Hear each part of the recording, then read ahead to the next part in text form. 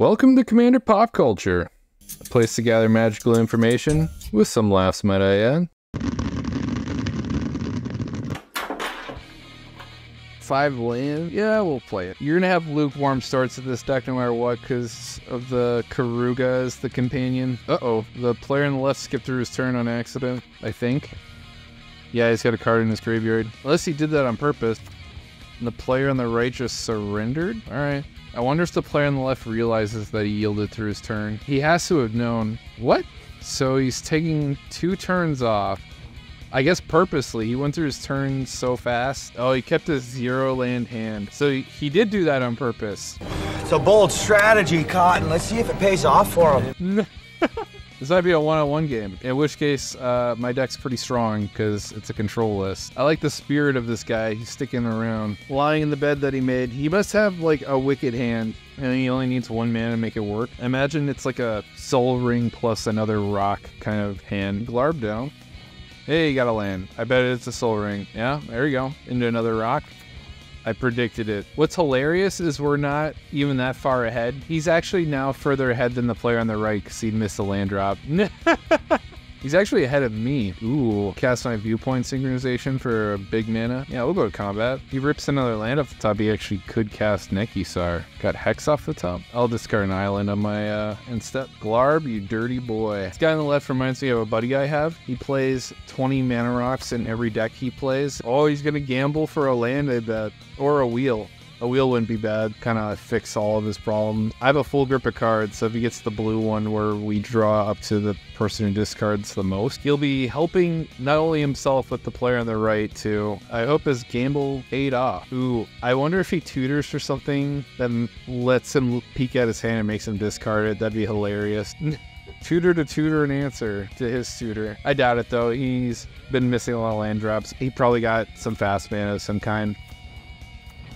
Ooh, Murphy Linge is fun. Get to surveil on everybody's turn. I have to dump my hand out because I think I'm about to lose it. I think I'll exile the Solemn, 2 permanent types. This helps me get around the Blind Obedience quite nicely. Oh, put this in my graveyard. Yeah, I should have pitched this in my graveyard. I had 2 lands in hand already. I forgot I had made a land drop for turn, and that's why I made that decision. Lack of memory. Baloth is good. I think I'll exile the Gamble so I could make this Hex cost less. Well, the man on the right has solved his mana issues for sure. Baloth down. I like my board of creatures, so I imagine I don't want to play Deadly Cover-Up. Chupacabra, that's perfect. I don't have a double black source, which is the crappy part. Guess what I'll have to do? I'll beat on the left player. Who wouldn't want to make a 5/5 Baloth? These rhetorical questions. Just play Uro. Murkfield Liege has been doing some work. Been churning through my library like crazy. Playing the Kami down first. Puzzle box. Oh, these are going straight to the bin. Ooh, culling ritual. That's perfect. I will unfortunately lose my Baloth, but I scoop up all the treasure tokens, all of 3 permanents here, and then all of his rocks plus Kami. That will probably put this Nekusar down quite considerably. I also love Glarb in that he doesn't reveal the top of my library. I get to look at it. It's like I extend my hand a card in terms of game knowledge. He should have boxed first and then drew the card off of Kami, but he did Kami first, so the box got to deal an extra damage to him. He would have taken a lot less damage from the Nekusar.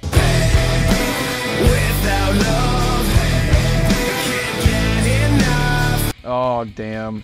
I'm gonna lose my culling ritual because this happens at draw step. Oh, these all happen on draw step. Yeah, it's a board wipe. I had my fun, I suppose. I would have loved to get in for a bunch of damage. My Entish could probably go to my graveyard. I'm doing plenty good on mana right now. Hopefully I find one of my 3 recovery pieces. And on another positive note, the Nekusar isn't hitting me for a ton of damage anymore. I am a huge fan of Leisa. Orzhov is my favorite guild, and I play a lot of her on like a personal deck that I don't play on a budget with. Oh, it happens after I draw the card? Damn. Oh, that sucks. Dig through time. It sucks to have to play around this stupid box. Yeah, I think ramping is the safest bet here. Reshuffle my library, maybe I get lucky and refine my culling ritual.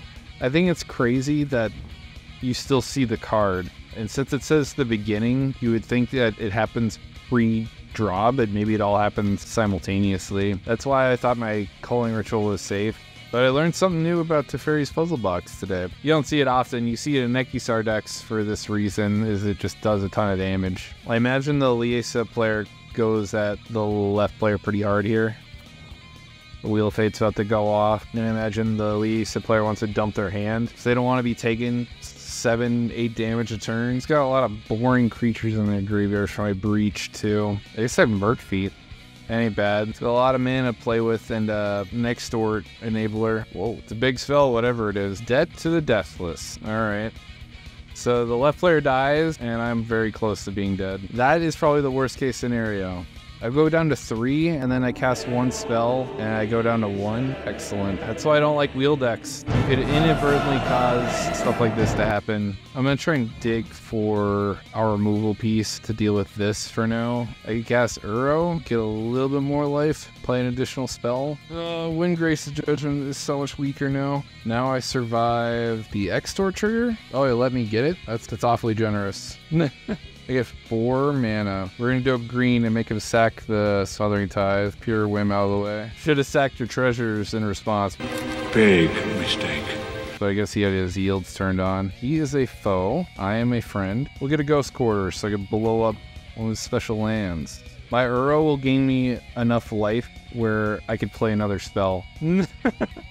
I'm really stretching this out as far as I could go, coming right down to the wire. There's so many things that he could play that make me lose 2 life that I could just be pissing in the wind. And he has got a lot of cards in hand. Cliffhaven Vampire. Alright, still keeps me on the ball. It flies. Ooh, Curtain's Call is handy. Could instant speed spawn to his commander. Eternal Witness, that's also pretty awesome. We're still breathing here. I have enough for Breach the Multiverse. Let's do it. Maybe I could find some fodder for Grey Merchant here.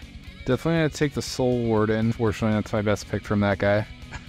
Not my finest work. And I think it might be Archaeomancer. Feeling pretty safe right now. I gotta play around the Greaves too. He didn't have the win earlier, so I'll let it hit me. Hardcast the Sage of Beyond. We're churning here. Ooh, Awaken the Erstwhile. Can make him empty-handed. I wonder if they're just lands, though, because he would have played some with all this. It just feels too peculiar. We'll just keep playing it safe. Ewit, my single target removal again. The other Leisa. To blow up my own thing. Get rid of Ewit. Get it back somehow. He surrendered. Oh my god. I came so close to losing that game. Never give up! Never surrender! Uro, you saved my bacon, my man.